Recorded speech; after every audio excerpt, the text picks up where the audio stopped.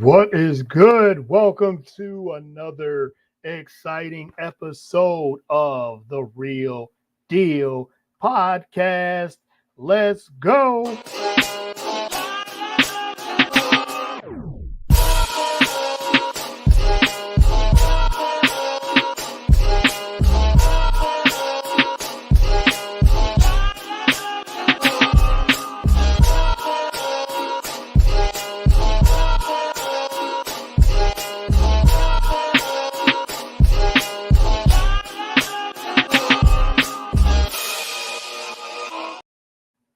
All right, welcome to another great episode of The Real Deal. I'm your host, as always, Courtney Harden. Glad to be back with a new episode. It's just me today, so get ready, get your popcorn ready, as my man T.O. would say. I'm just going to be with you not too long here. It's Saturday, September 21st. I think today's the last day of summer. I believe so. Still feels like a little summer. You get a little bit of the fall weather, but we have some summer as well. But again, thank everyone is tuning in. It's a Saturday afternoon. You can like it, like the post, subscribe to the Real Deal podcast, share it, and all that. You can listen to all the previous episodes and all the shows on the Roku channel, BS3 TV, BS3 TV. So download the app on Roku and Roku TV, BS3 TV, BS3TVlive.com. Also there, you can follow on all other podcast platforms. You got Spotify, Apple, Spreaker, iTunes. I mean, you could wherever you get your podcast, wherever the podcast platform you like to listen to shows, you can follow it there. You can follow me on all social media platforms, whether it's Instagram, Facebook, Twitter, X, at Get the Real Deal, on Twitter at Courtney 110979 is my personal page on there. And a lot of different ways you can download and listen to the podcast there. So I think that's it. And I just want to again thank everyone that has that voted for me as the best sports podcast on the BS3 Awards and also the best podcast of the year. I'm so grateful and thankful. I'm still like I'm just grateful and thankful and that so many people who listens in and has downloaded the podcast and has supported. Without you guys, this podcast is this podcast can't go on without the support of the viewers and the fans, people that like it, that subscribe, that shared it. I thank you guys. Thank you all that and voted as well. So yeah, thank you again for everyone that supports the show. Let's get right into it. I got a few topics here. Like I said, I'm not going to keep you long. As you can see in the background, WNBA playoffs, and I had to support the shirt because everyone watches women's sports. Just wanted to show you guys that because it's so true. And the way the WNBA, the women's sports in general, has just grown tremendously, and I've been a big supporter of women in sports, women in media, just in general.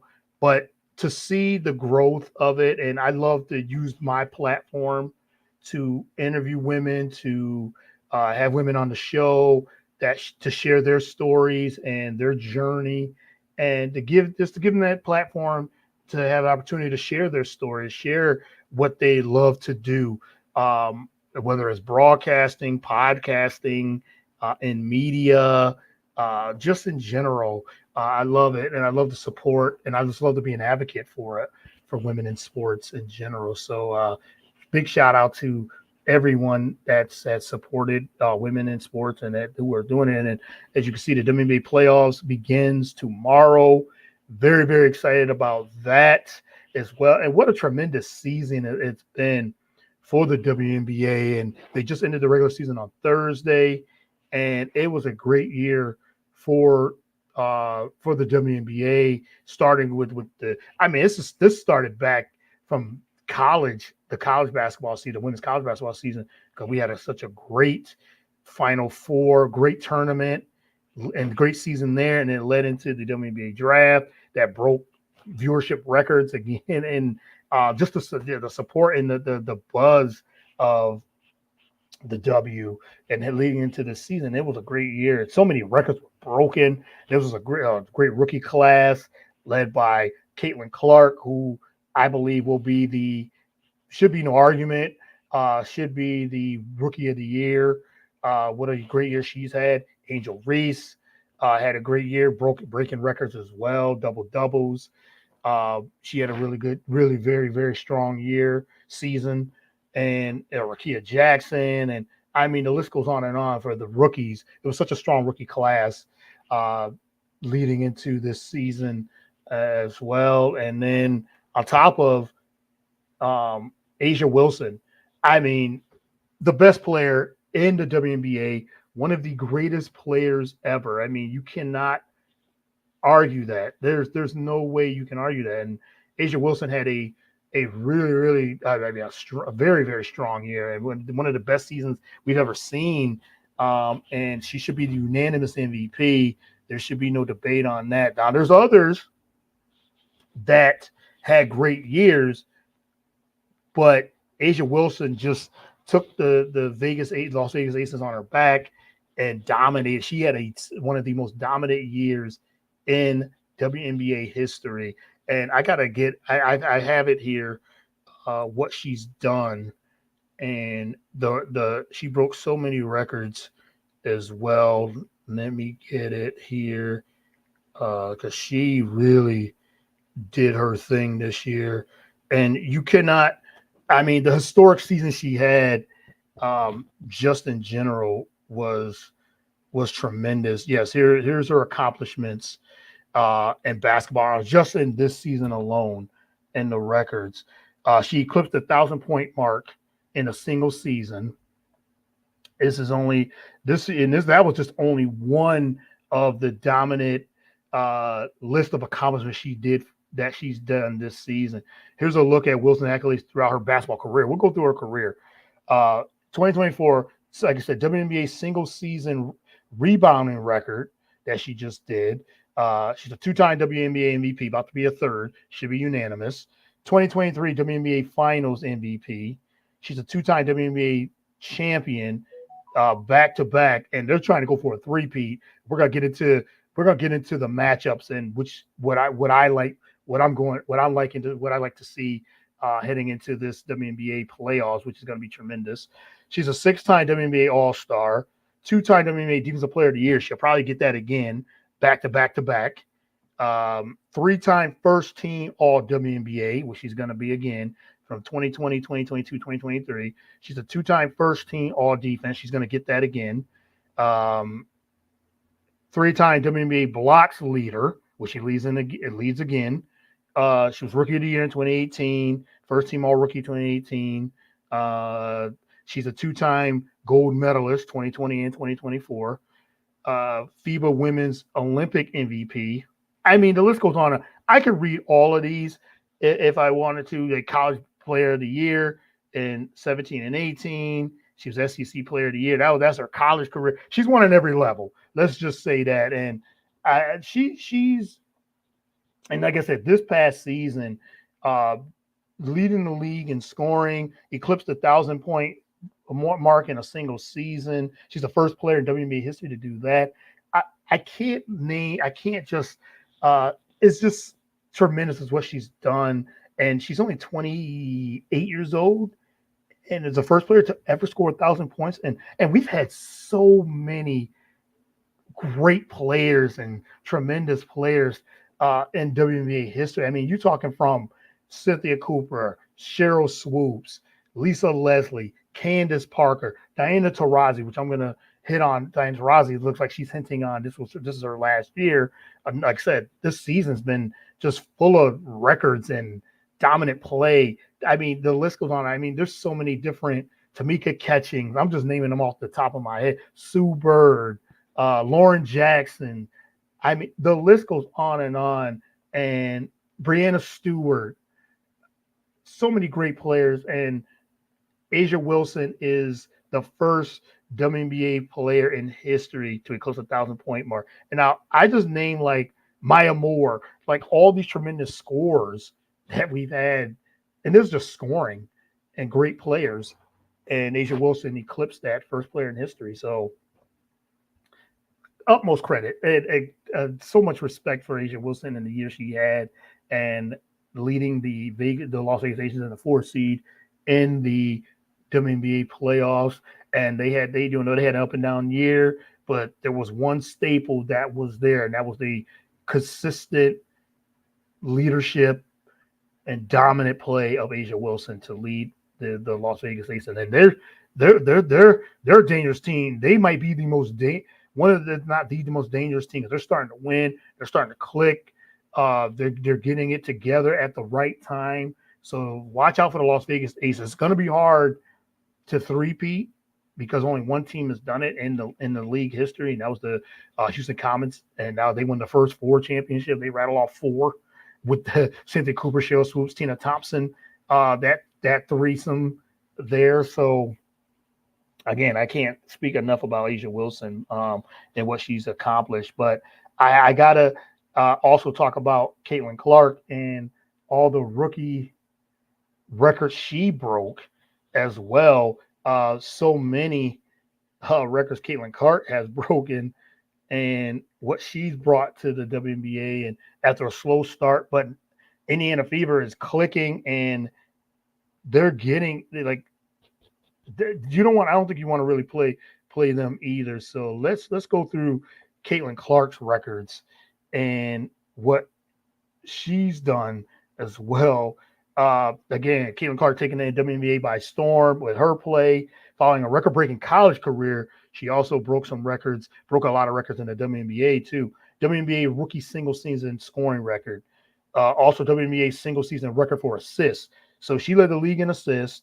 The whole entire league in assists. She's the fastest WNBA player to reach 100 3-pointers in a game. She did it in 34 games. She set a franchise record for most double-doubles in a single season with the Indiana Fever.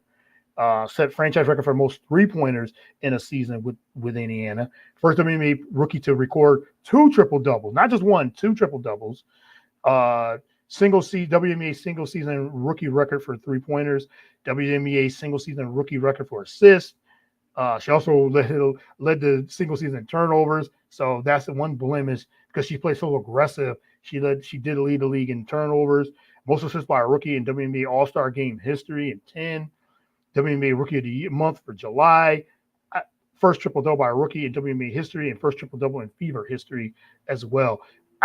There's so many different records she's done too. So, I mean, the Caitlin Clark effect is real. And she brought so much viewership, so much new fans, not just her, Angel Reese, and others. And this is something new for the WNBA, the viewership and the support and the record-breaking fans and crowds that have been at games. Just this past Thursday, the Washington Mystics and Indiana Fever had 20,000 fans in attendance. So the attendance record's just broken. And I also had that as well. WNBA breakout season record viewership and fan surge that powered this season. On Thursday, it wrapped up the most successful season since its launch in 1997. Attendance was up 47% across the league, and the ESPN viewership increased 170%. These are just the numbers are tremendous. And I've been a big supporter of the women's basketball from the beginning, just for being a big fan of women's basketball, women's sports. But to see the viewership, and I've always said you can go back and listen to past podcasts from years ago where I said if you invest in women's sports and you get networks and others to invest, companies to invest, people love competition. People love to see it. And if you have a product like the WNBA, as competitive as it's been, and it's been competitive for years, it's just with this rookie class led by Caitlin Clark and Angel Reese, led by that rookie class, and not to mention what's upcoming with Paige Becker's upcoming next season. It's going to continue to rise and continue to rise. And WNBA has been steady viewership growth over the past half decade, and with the Caitlin Clark effect that's happened, people have. I mean, you got young kids coming to games and wanting to see their favorite player. It's been tremendous. I love seeing it. And like you said, it started at the draft, started with the college basketball, women's college basketball, and the tournament, the March Madness, which was the league's most watched in history, 2.45 million viewers for the draft, and nearly 4 times the average of the 2023 WNBA Finals. That was the draft alone. Indiana Fever debut on ESPN, averaged more than 2 million viewers. That beat any WNBA game in decades. When the Fever played Angel Reese in the Chicago Sky 4 times this season on all those networks. And like I said, when the networks invest, ESPN, CBS, Ion, it was the most watched regular season game of the year from one of those matchups. ESPN also announced last week that it averaged a record 1.2 million viewers for WNBA regular season games across all of its platforms. ESPN, ABC, WNBA Countdown averaged over 500,000 viewers in 2024. That's up 113% from last season. So the investment's there, and they just got a new media deal, well deserved. I think it was over 2.5 billion. And I like with but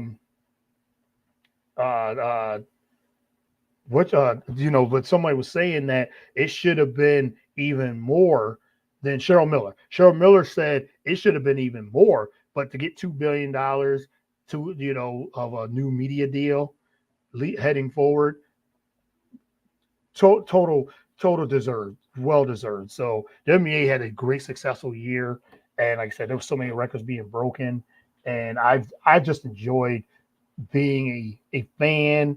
I got to go to I haven't been to a WNBA game in years. I think we went. Me and my wife went. It's been probably over 8-9 years, and we got a chance to go to the Liberty. We saw the Liberty and the Connecticut Sun, and such a tremendous time. And you could see the excitement for this, and I hope that it continues. And I'm going to be a big supporter. I've always been a big supporter of women's sports in general, but I can't wait to see it continue to keep growing in the WNBA and other women's sports continue to keep growing. And like I said, more investment, more just in general. But it's not only just the TV, just across timeline of engagement.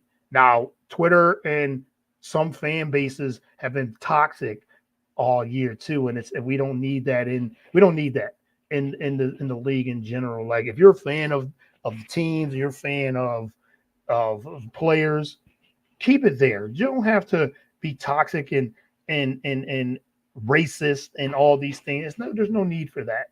There's no need for any of that to be, for this. You're a fan. Just be a fan of the competition. Be a fan of the player you like, the athlete you like. Be a fan of the team you like, and you can cheer for your team. But to come on there and be racist and misogynistic and all these things, we don't need that.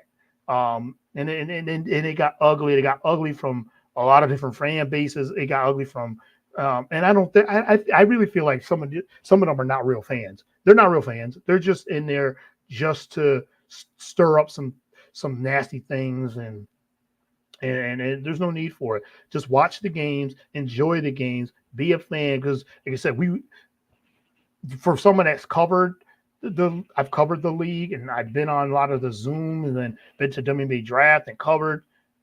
We welcome, like I said, us as media that's covering that really covers this league. We welcome the fans. We welcome new fans, and it's great. It's great to have new fans to even to increase viewership, increase excitement for the W. But all the other nonsense we don't need. So, but again, tremendous year, and I can't wait for these playoffs. So many storylines. Like I said, the Indiana Fever. They play the Connecticut Sun. Can they upset the Connecticut Sun? I believe so. I think they got to get game one though. I really do. And Christy Size, the coach of the Indiana Fever, really has these women playing. They seem they like each other. They like playing with each other. They got good chemistry. It took some time, but that All-Star break, the Olympic break, really helped Indiana really turn their season around and really got them connected to play how to play with Caitlin Clark and how to play off of Caitlin Clark. And she had to learn how to play with them. Because you got Leah Boston, their dominant post player. I think Leah Boston could be the X factor in this series. Now, Connecticut is strong across the board as well, and they got home court, so it's going to be tough. But you got Kelsey Mitchell, who's been playing lights out with Caitlin Clark. That backcourt, they can both give you 30 at any time. Like I said, Leah Boston, the Fisa call, not Fisa call here. Like I said, Leah Boston, just dominant, could just be dominant, and so Indiana's going to be tough to beat. They're going to be a tough out. So that's another. Like I said, we got the Vegas Aces. I can't forget the New York Liberty. Like I said, me and my wife went to a game in August for our anniversary, and with the Liberty, you're going to have like Brianna Stewart and Sabrina Ionescu. They had the best record, and they've been one of the most consistent teams. So they just Atlanta just got the AC. Atlanta got the AC. That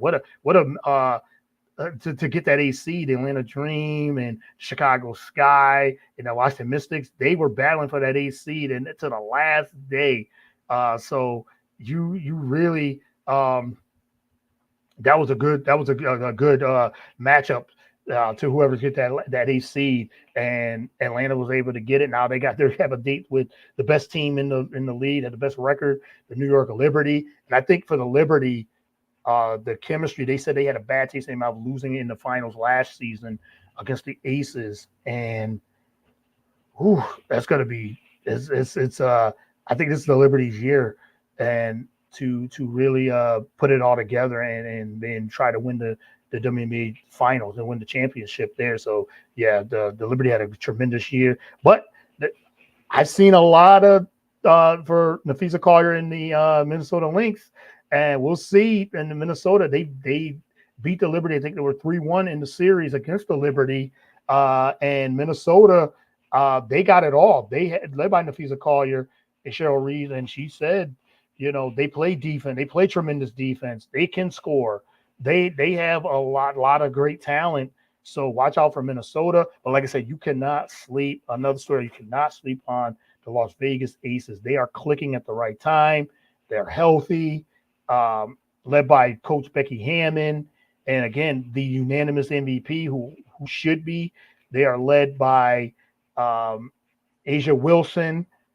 This team, they know what it takes, and they have what it takes. And like I said, they're clicking at the right time, having an up and down year. Now getting Chelsea Gray back. She was out for beginning of the season, and now she's back. Their point guard is back, and look out for the Aces. They're ready. But what a year. I'm so excited for the WNBA playoffs.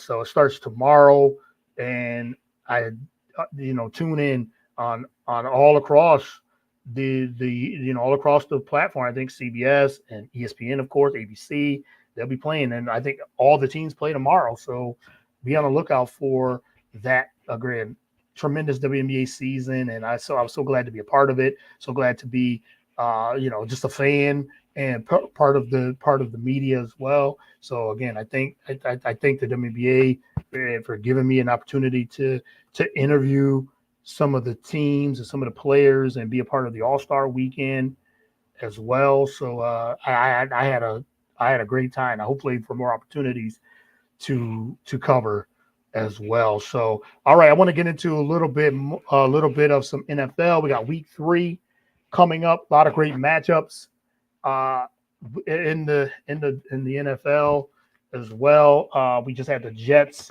on Thursday night. They played their home. They had their home opener and dominated the New England Patriots and won 24-3. Aaron Rodgers threw 2 touchdowns, and he seems like he's starting to get his legs back and get back into game shape. And he had flash of looking like Aaron Rodgers, and that defense is strong as well. And they're running their offense is starting to click a little bit. So be on the lookout for the New York Jets trying to make a push to make the playoffs. They're 2-1.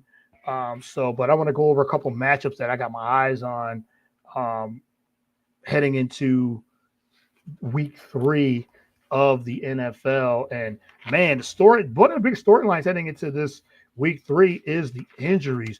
There are so many injuries, led by Tua Tagovailoa from the Dolphins, who suffered a concussion last week, severe concussion against the Bills, sort of on the Miami Dolphins. And there's chatter about maybe him retiring. He's on now injured reserve, so he's going to miss at least the next 4 weeks.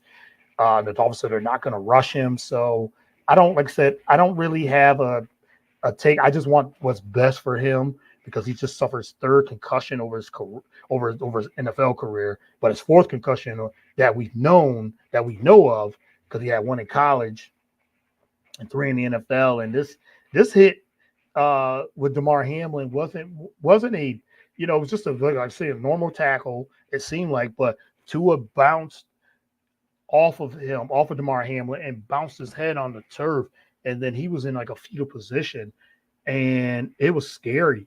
It's very scary. I just hope and pray for one, full recovery, and that you suffer that many concussions over a 3-year over the last 3 years.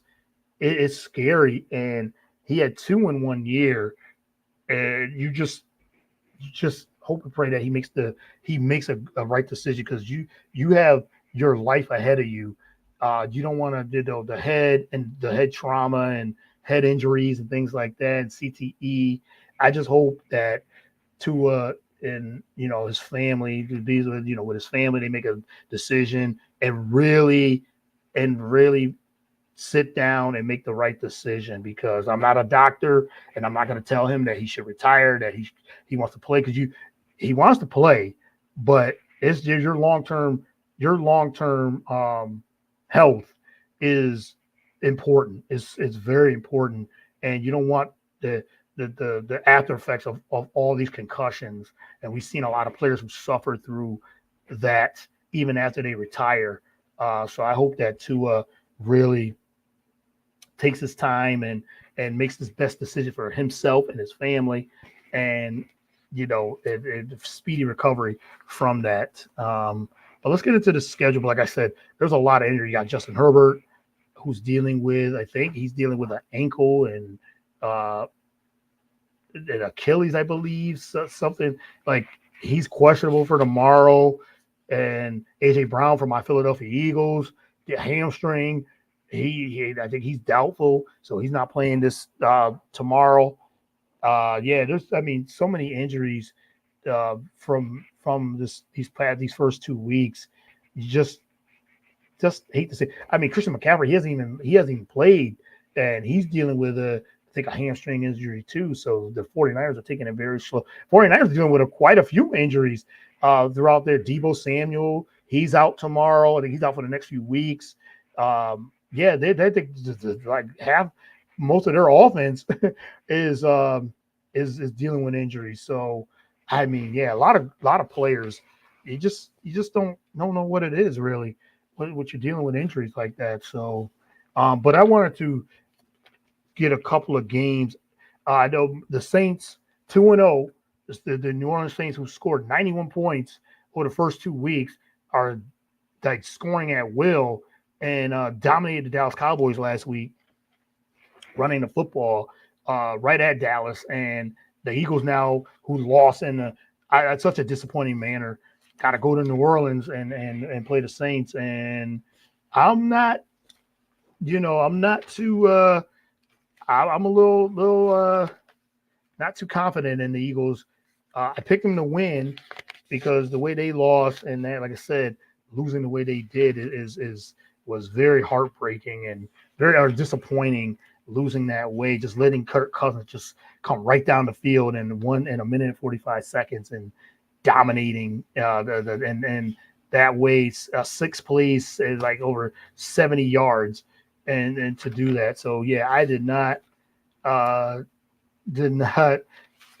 was not happy on Monday night when they lost to the Atlanta Falcons that way. But the Eagles go into New Orleans. Eagles are 1-1. The Saints are 2-0, and it's loud. And the Eagles are going to have to try to stop the run. They're going to have to try to stop Alvin Kamara, who had 115 yards rushing and 65 yards receiving against the Cowboys last week, as they beat down the Cowboys 44-19. So the Eagles are going to have to really lock up and really put some pressure on Derek Carr, because Derek Carr, I think they've scored on like every possession, and especially last game. The Saints have scored on every possession. That's unheard of. So like I said, the Eagles are going to get back to basics, not turn the ball over, stop the run, and Jalen Hurts and Saquon Barkley are going to have to really dominate this game, and let's hope they find some balance in this game. So let's see what happens there. But I'm looking forward to that game.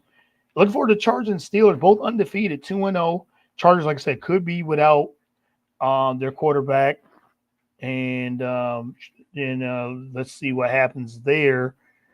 But Steelers are 2-0, led by Justin Fields, and Justin Fields isn't putting up solid numbers, but has no turnovers, and the offense is only scoring 15 points, but the defense, they have a top 5 defense, so that could be it. That could be the deciding factor. This could be a very low scoring game, with the Chargers being out of their QB. So let's see what happens there. If Justin Herbert doesn't suit up, this could be a very low-scoring game. This is the Steelers' home opener, too. So we'll see what happens there. I'm looking forward to that game. What else games I'm looking forward to? Oh, another game of two 2-0 teams, the Texans and the Minnesota Vikings here in Minnesota. And my goodness, who would have, the Minnesota Vikings being 2-0 is tremendous as well. And we'll see. Justin Jefferson's coming off an injury too, so we'll see if he plays tomorrow. Sam Darnold leading the Minnesota Vikings, and Minnesota's defense has been the driving force, but Sam Darnold playing well with that running game, Aaron Jones and Ty Chandler, but they continue to feed Justin Jefferson. That's a big key. But on the Texans side, C.J. Stroud with those receivers, Nico Collins, who was balling, with Stephon Diggs and Tank Dell. That should be, C.J. Stroud is utilizing those weapons and trying to be a balanced attack featuring Joe Mixon.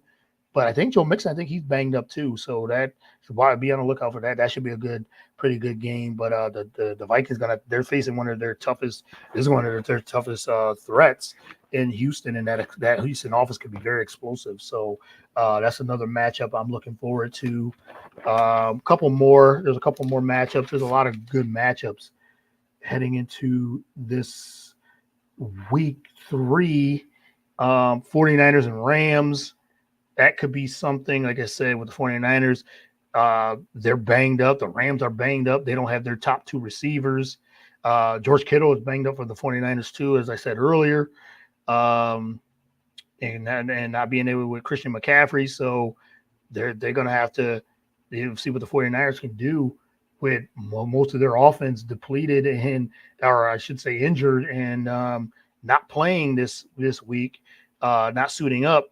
But again, like I said, the Rams, they're going to have to probably run the football because they got whoever's left for their offense, losing both of their receivers. We'll see what happens there. with that game. Oh, the Baltimore Ravens at the Cowboys. That's a game I got my eye on too. Just you get NFC East with the Cowboys, of course, but just always got my eyes on that. But the Baltimore Ravens 0-2, which they could have been 2-0, losing in dramatic fashion against the Chiefs on opening night, with the foot on the line out of bounds. So you have that. They got to run. They got to start running the football. They got to get the ball to Alvin Kamara, but they lost to the Chiefs, and then blowing the lead and losing to Vegas, to the Las Vegas Raiders as well. So they got to start running that and feeding Derrick Henry, because I think that's the only way. That's one of the biggest ways you can beat the Cowboys. We just saw it. We saw it last season in the playoffs when Green Bay ran right through them, and then we just saw it last week with the New Orleans Saints running the football. So you can run right at the Cowboys. So, and you got Derrick Henry, and the Ravens they're gonna play anger. They want to try to get their first win. Yeah, that's going to be tough. That's going to be tough for Dallas to overcome. Dallas is 1-1, so we'll see the keys to them. They like I said, they had no answer for Alvin Kamara, so they're going to stop the run. And again, you got the threat of Lamar Jackson as well running the football. So you got to put them on their heels. So the Cowboys are going to have to try to stop that, slow down the Ravens' rushing attack. And also, they got to find their identity too, because yes, Dak and CeeDee Lamb is a great combination, but running the football is a big key for Dallas. That opens up. And who's going to be the second receiver? Who's their second receiver? Who's going to, outside of CeeDee Lamb? I think that's another answer there's another question that's got to be answered for the Cowboys as well. But Ravens looking for their first win. Being 0-2 is a surprise as well. A couple more games I'm looking forward to. Actually, yeah, there's two more games I'm looking forward to. I'm looking forward to the Detroit Lions and the Arizona Cardinals. Man, Arizona put on a clinic last week, dominating the Rams, and I mean from the jump they went in there, and I mean look at just like I said, just dominating them 41-10. And so they can jump ahead. But Detroit, I don't know. They're having a weird start of the year. They beat the Rams in overtime first week, but then lose to Tampa Bay at home. So they've had an up and down season as well. So I don't know. They got too many turnovers, it looks like, and Jared Goff, he had 2 turnovers last week. They had a weird start of their year. They got to find some balance too, but they got to try to stop Kyler Murray. Kyler Murray looks like he's healthy, and he definitely was feeding Marvin Harrison Jr. last week. My goodness, they put up some numbers last week, and also that running game with James Conner, because I have James Conner on my fantasy football team, and just see that they just making a lot of plays, a lot of chunk plays that they're doing. So that should be a good game as well. And the last game I think I'm looking forward to, Chiefs in Atlanta. Chiefs are on the road for the first time this year, 2-0. Patrick Mahomes is playing well enough. I think the Chiefs defense is playing the Chiefs defense is playing well. But they take the Chiefs out. Oh yeah, Isaiah Pacheco, another player that's out between 6 to 8 weeks with a broken fibula. So the Chiefs are going to have to figure out their running game. Is what they just signed Kareem Hunt. So we saw that this week. So they're probably going to be running back by committee. So they're going to have to replace Isaiah Pacheco. So they got three running backs that can have a chance. Whoever has a hot hand, I'm sure Andy Reid will figure it out in the ring. But they still got Patrick Mahomes, got the best player in football. Travis Kelce hasn't started very well. Like I said, I've first thing just seen Atlanta. They beat Philly, so Kirk Cousins is like he's starting to get into that system and starting to get comfortable with that system. So that's on Sunday night.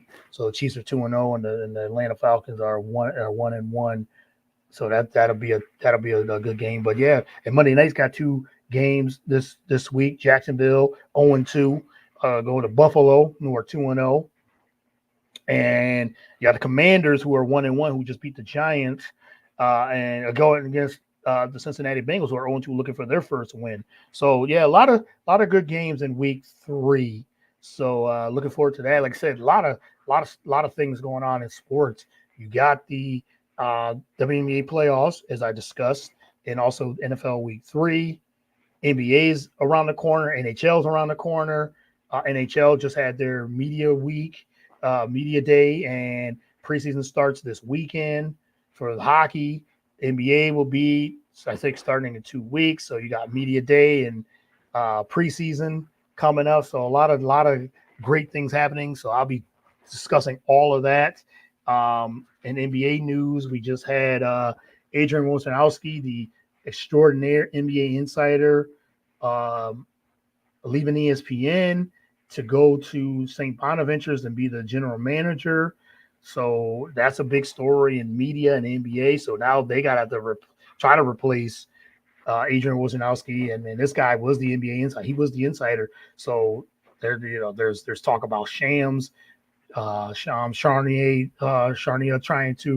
might replace him. Chris Haynes are both free agents. Or ESPN might just they got a roster of people in that covers the NBA that could replace. So they might just go that route. So be on the lookout for that. That's a big story there. And lastly, in Major League Baseball, they're getting ready. I think their last week is next week, regular season. So their playoffs start in a couple of weeks. But the last story I wanted to discuss is Shohei Ohtani. And this guy just put up a tremendous stat line, like a 50-50, 50 stolen bases, 50 home runs.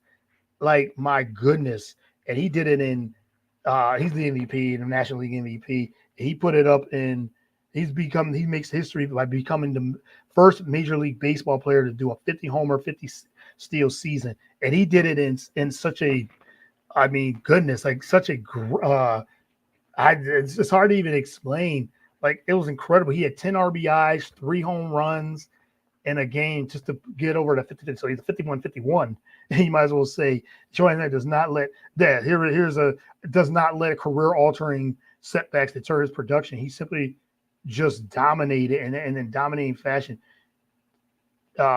He was, just crazy. Became the first player in 50-50 in a single season, shattering the ceiling on what a 6'4", 210-pound slugger who can also pitch.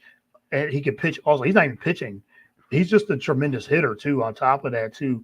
A monster, 6-for-6 performance that produced 10 RBIs.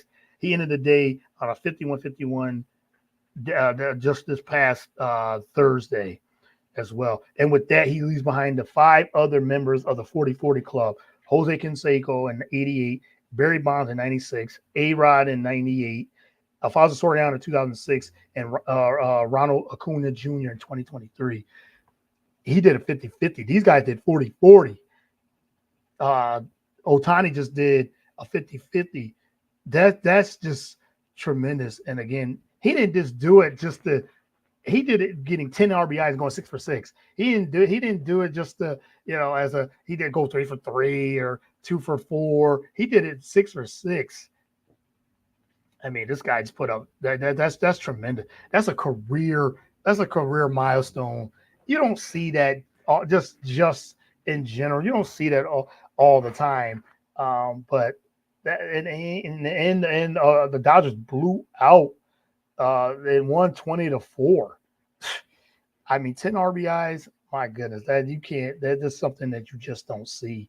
And interesting thing, Ronald Acuna he hit 41 homers and stole 73 bases, becoming not just the first 40-70, but also the 40-50 and 40-60. I mean, just to put that in perspective, put those numbers in perspective of what Ohtani just did and found his own lane to do this.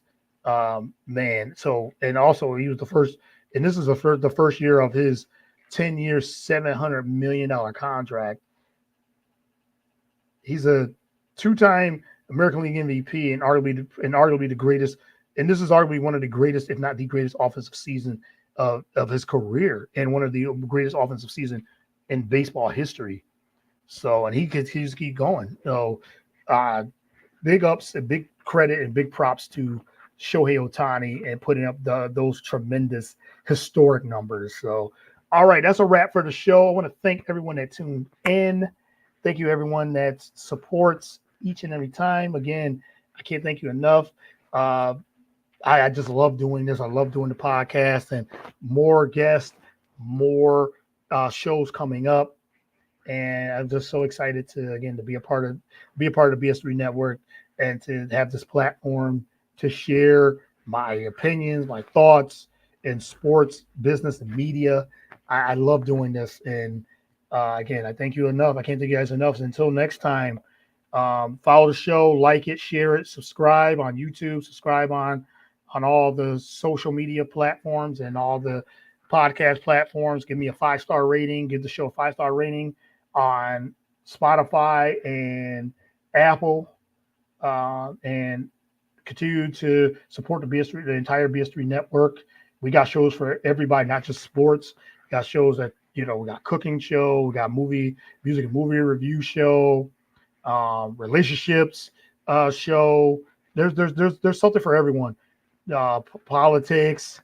There's something for everyone on the BS3 network. So support BS3 network. Download the Roku channel, the BS3 TV app, as well on the Roku TV. Until next time, thank you guys for tuning in. And as always, peace and God bless.